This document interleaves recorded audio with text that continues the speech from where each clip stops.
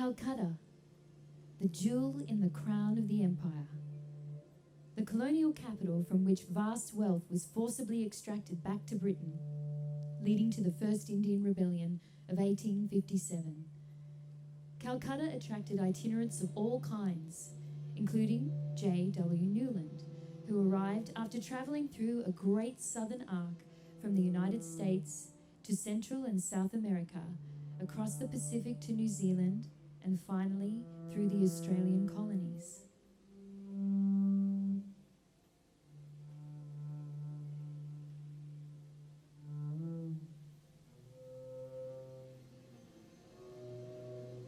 Newland finally found success in Calcutta, but he would die in the First Rebellion, known to the British as the Mutiny.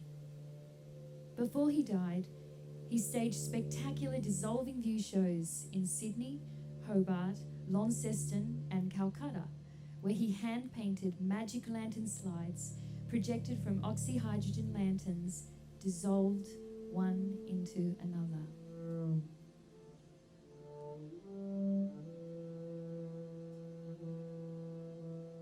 His shows climaxed with two dissolving views of the most famous maritime disaster of the day, the burning of the Kent.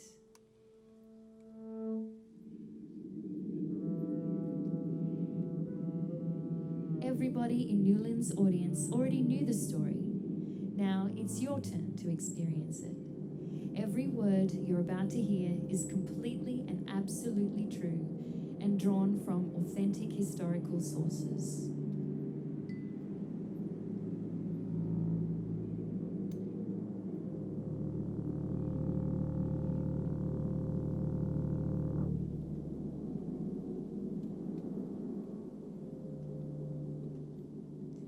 The Kent is one of the biggest ships in the East India Company's fleet, bringing soldiers and colonists to Bengal and taking Indian wealth back to Britain.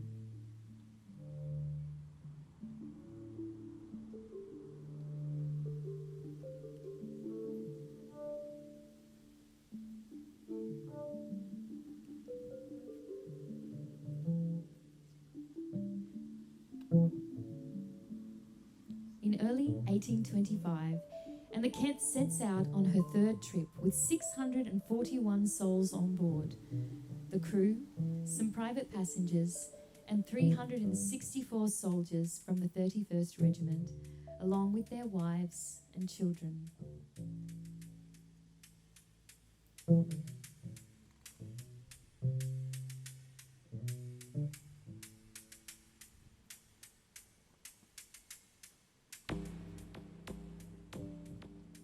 It departs loaded with plenty of gunpowder and dozens of casks of spirits for the troops to drink.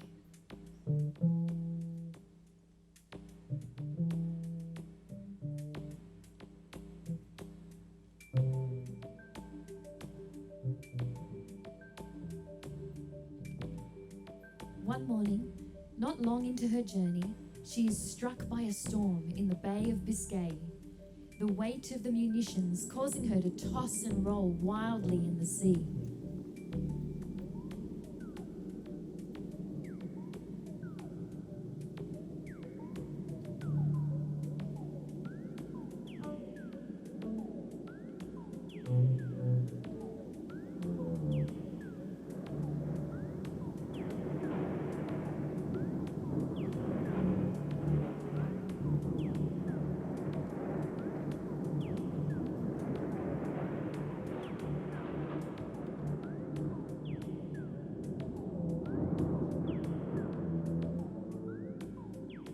Fearing for the stowed spirit casks, an officer heads below deck to investigate. Holding a candle to light his way in the darkness, he discovers that one of the precious barrels has indeed broken free.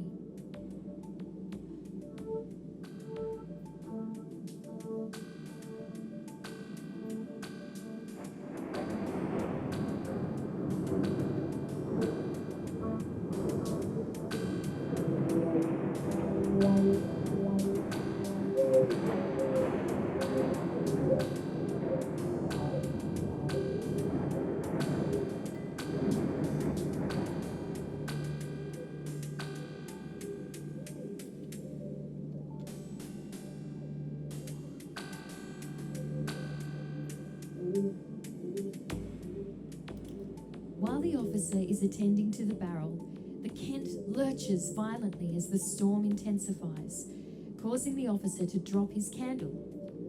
He stoops to pick it up, lets go of the barrel, and it suddenly breaks apart. The whole place was instantly ablaze.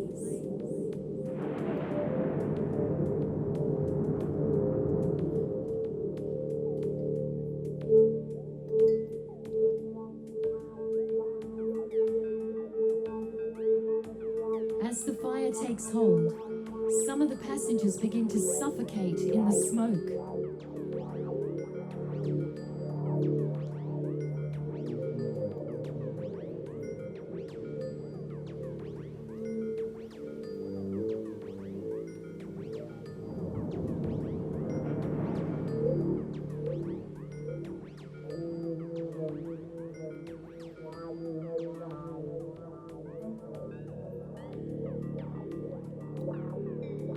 Others who were lying in their bunks below are forced to flee, almost in a state of nakedness, and are running about in a quest of husbands, children, or parents.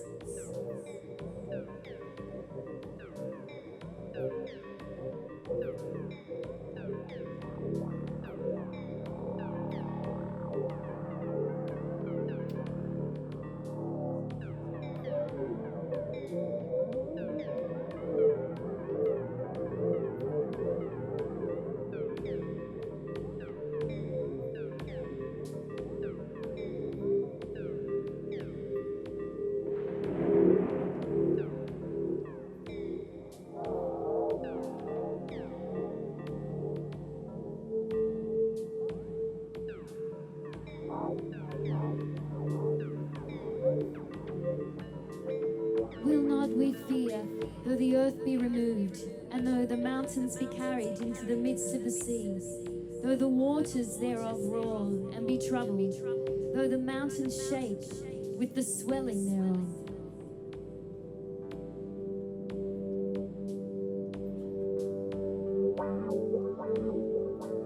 Some of the soldiers begin to drink themselves into oblivion.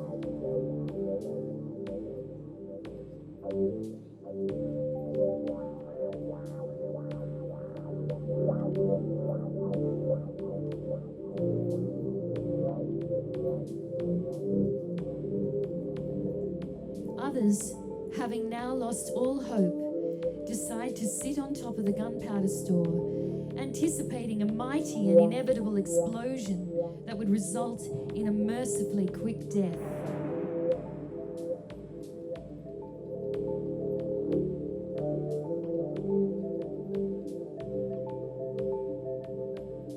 Miraculously, a small brig is spotted transporting a party of 36 Cornish miners to the diggings in Mexico.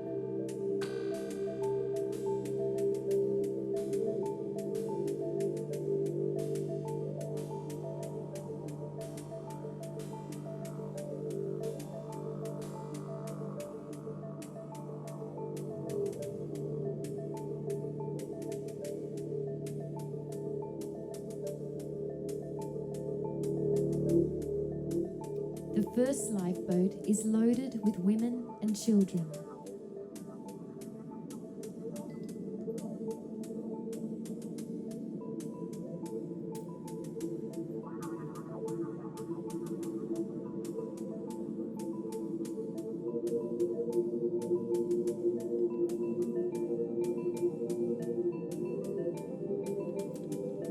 Scarcely a word is uttered, not a scream can be heard. Even the infants cease to cry, as if conscious of the unspoken and unspeakable anguish that is, at that instant, rending the hearts of their parting parents.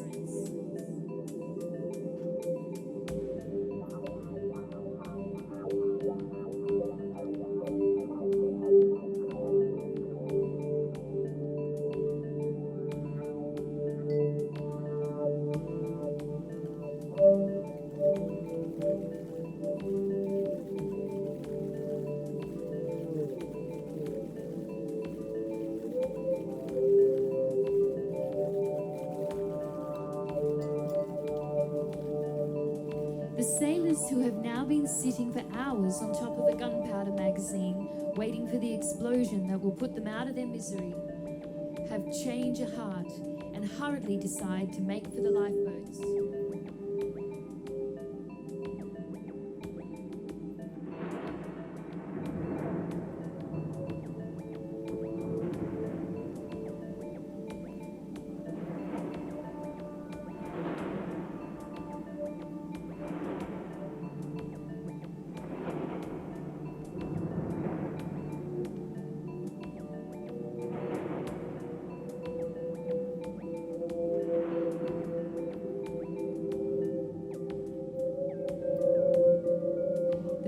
Row the first lifeboat over, refuse to return to the burning ship for more survivors, but the miners won't hear of it, and they insist they won't be allowed aboard until they do. Soldiers begin to grab hold of young children and jump into the sea to swim for the lifeboats.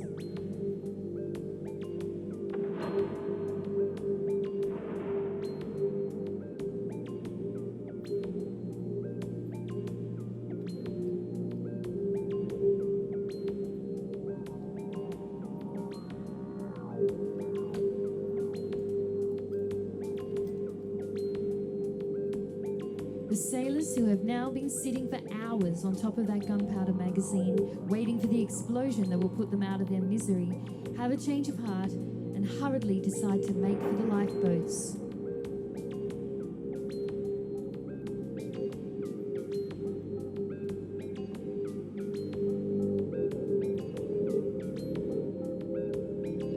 Some of the men, after remaining, perhaps for a while in silent abstraction, suddenly burst forth as if awakened from some terrible dream to a still more frightful reality, into a long train of loud and desponding lamentation that gradually subsides into its former stillness.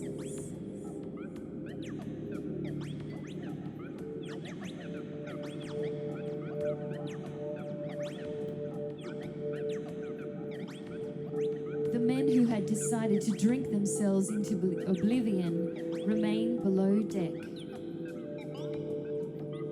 These miserable wretches, stretched in irrecoverable intoxication on the floor, or prowling about like beasts of prey in search of plunder.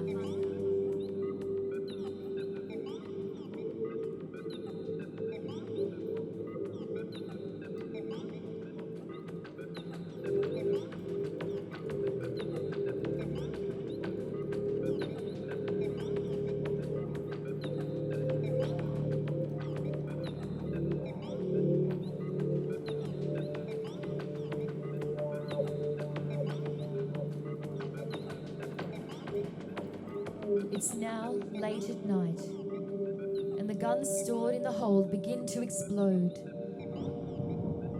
The captain finally abandons his ship, leaving only those too drunk or undone by fear behind.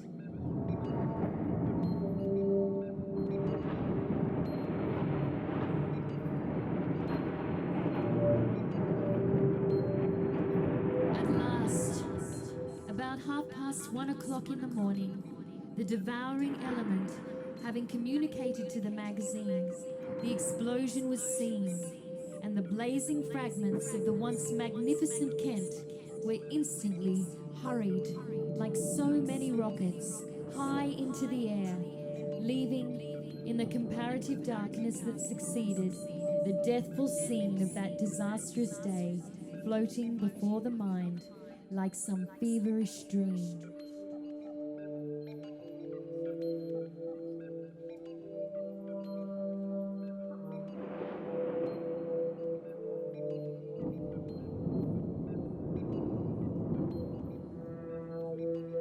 The following morning, some of those that had refused to abandon the ship during the storm are found alive and rescued while clinging to the mast, having somehow miraculously survived the explosion.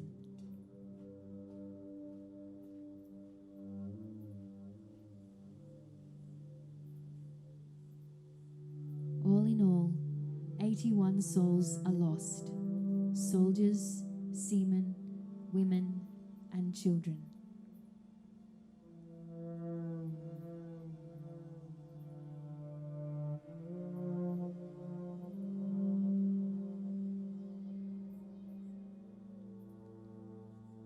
A year and a half later, and 4,000 miles away, a bottle washes up on a beach in Barbados.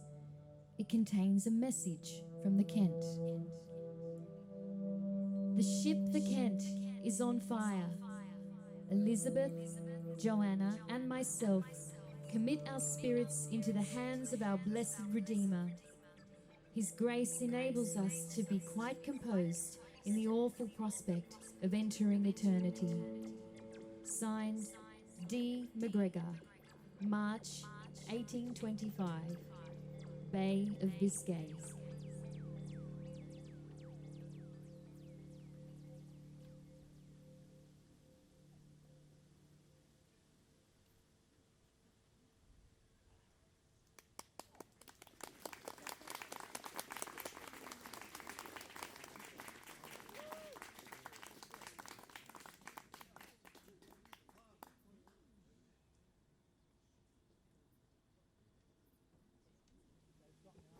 I'm really struggling to see.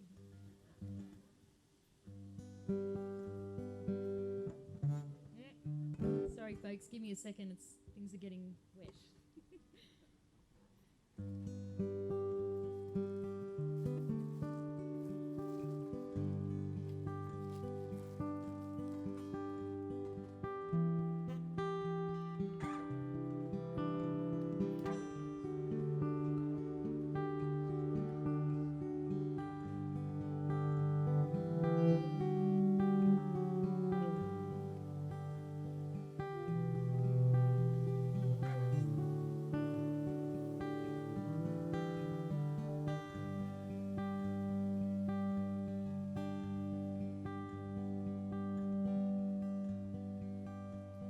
The way was long and weary, but gallantly they strode, a country lad and lassie, along the weary road. The night was dark and stormy, but blithe of heart were they, but shining in the distance, the lights of London lay.